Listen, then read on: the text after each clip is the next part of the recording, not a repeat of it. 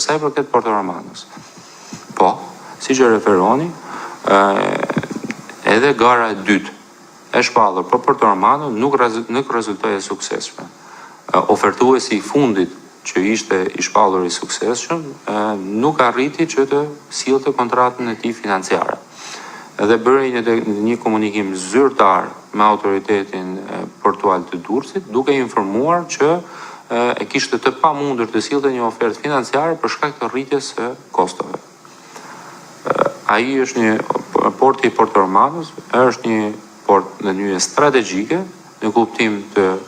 portit të korridorit 8, në kuptim të lëvizjes së portit të mallrave jashtë qytetit të Durrësit, por edhe në kuptim të mbrojtjes, pasi ka dhe interes nga NATO për të qenë pjesë e gjithë korridorit 8. Siç unë e kam theksuar, ne jemi në komunikim të brendshëm të vazhdueshëm, do të japim një zgjidhje në mënyrë shumë të shpejtë, jemi duke bërë bashkëpunim përsëri shumë intensiv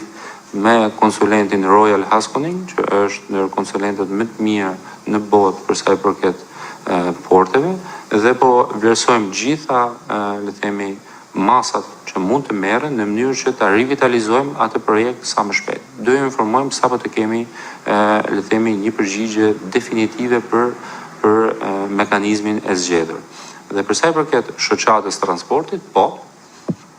në fakt, unë para 2-3 javësh njoftova vendimin e Këshillit Ministrave që miratonte subvencionimin me 50 lekë për litër.